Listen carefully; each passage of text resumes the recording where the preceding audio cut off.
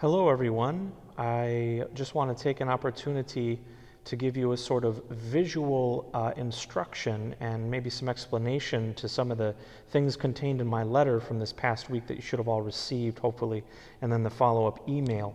What I want to do is I want to explain some of the things and also just give you a visual to help you understand why it is or what it is we're talking about in some of the aspects of the letter that I sent. So here we are in the main church, and you'll have to excuse the ricketiness of the film. I'm using a selfie stick here to do this. I just want to give a brief visual explanation to some of the aspects of my letter. First and foremost, just want to reemphasize a couple of things.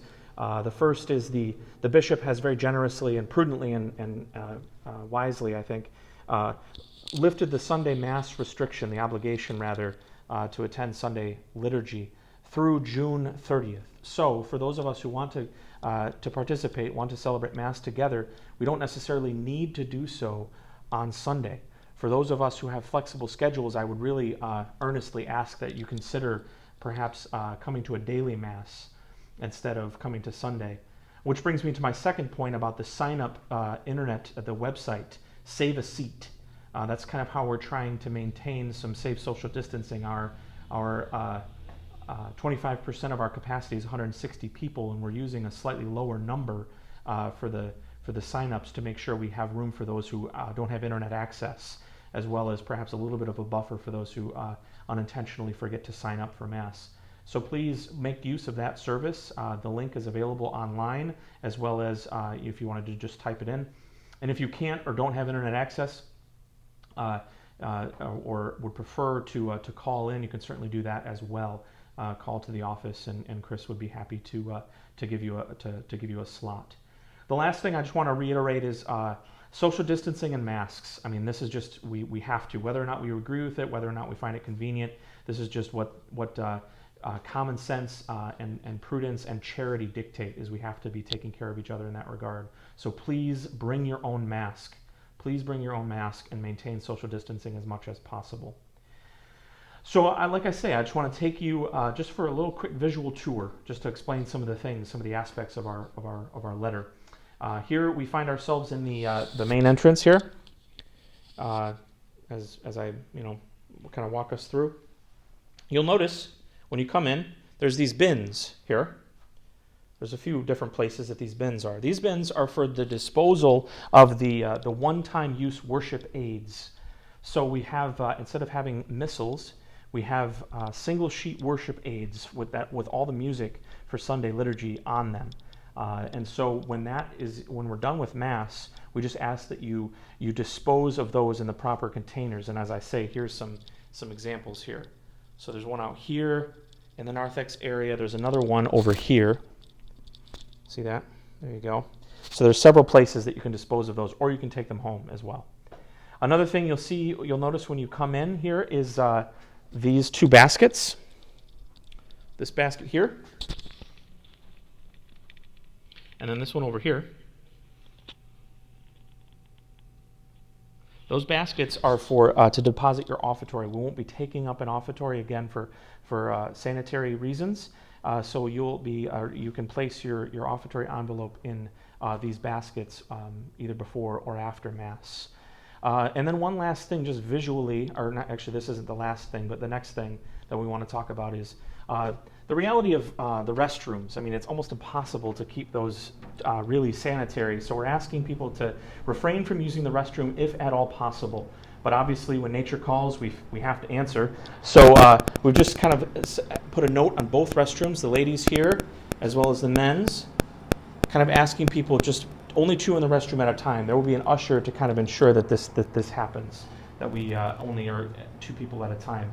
And then also, we've just roped off the drinking fountain completely, so that won't be available. So please, if at all possible, refrain from using the restrooms. But if you have to, we'll just ask that we maintain social distancing. There will also be wipes and other things in the restrooms themselves.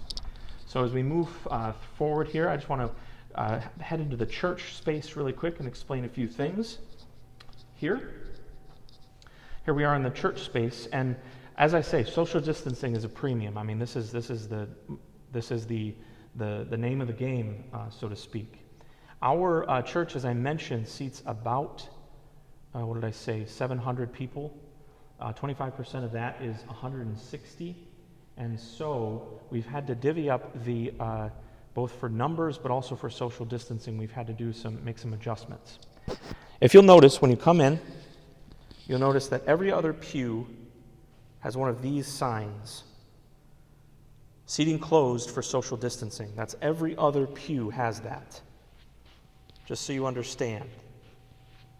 Every other pew has a sign that says, closed for social distancing. So that's to help us maintain distance front to back. So that way we're 6 feet away from one another. And then we'll move into one of the pews, one of the sort of occupied pews. You move in there and you'll notice in the middle is this sign. So this sign here is 6 feet. That's actually a 6-foot sign, just in case you were curious. Asking not to sit there in the middle. Again, that's to maintain the 6-foot distance left to right, side to side. So we've got distance maintained front to back as well as side to side. So that's how we'll try and maintain as much as we can that social distance, that 6 foot between people. One major question that I think we've heard and is a good question is the distribution of communion. And yes, we will be distributing communion, but we will only be distributing the host. That chalice will not be distributed, again, for obvious reasons. And people have asked how to come forward and to receive Holy Communion. And I do want to take a moment just to kind of give some advice on that point. So as you come forward to receive Holy Communion, my advice would be everybody is being asked to receive in the hand, so that if that's not your normal, if that's not normally your habit, please just again, out of respect for the distributor of communion, me or someone else, receive from the hand. Come forward and receive it in your hand with a mask on. Again, this is important. We have to be maintaining that safety, and if we don't ourselves agree with it or believe that that's helpful, this is just what we're being asked to do in a communal celebration. So you'll come forward to receive communion on your hand, and then my advice would be, after you receive communion, to step to the side, remove your mask with your other hand. So if you receive in your left, let's say, take your right hand and remove your mask. Pick up the host from your other hand, from your left, receive it, put the mask back on as you continue back to your seat. So it would kind of look something like, you receive, demask. It's hard to do with the selfie stick, sorry.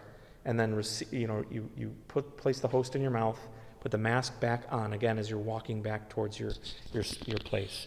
These will all be explained, by the way. I'll explain these kind of when we are celebrating Mass itself. I'll explain some of these protocols and practices we're going to try to adopt. Again, I just want to emphasize to you all how grateful I am for your patience and your understanding in these weird, stressful, strange times.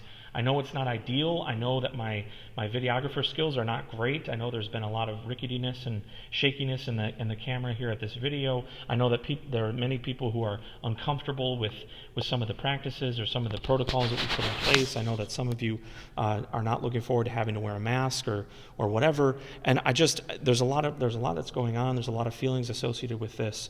But I think what's important to remember is that God in His goodness has continued to bless us in the midst of this craziness. We're able to come back and gather together for the first time in a long time. So I think we have a lot to be grateful for. And I think if we kind of focus on that, it'll help soothe a lot of the unpleasantness that might be associated with some of these restrictions, some of these protocols, and some of these practices. And I guess just by way of conclusion, I just want to once again remind people to sign up on the sign-up sheet or on the website that's been provided, or to call in to reserve a place. Once again, reiterate that it would probably, for the time being, be best to limit yourself to one Mass per week, please, if at all possible. That could change in weeks to come if we find we have space. But for now, please just limit yourself to one Mass per week if you would like to. I want to continue to encourage those who, due to age or pre-existing condition, maybe to refrain from coming in for the time being, to continue to stream Mass on Facebook or YouTube, and just to thank you all again for everything that you've done, the ways that you've been supportive to me and to the staff here. And by God's grace, we're coming back together, and we can continue to grow and to journey together towards whatever that God has in store for us. And hopefully these protocols and principles and and rules and regulations are temporary, and that they come to an end very soon. But until that time, thank you in advance for your patience and your willingness to do whatever it takes to keep each other safe, so that we can come together to receive the Lord in word and sacrament, to worship together, to come back to the banquet table that the Lord has provided for us. Thank you all, and God bless, and I look forward to seeing you very soon.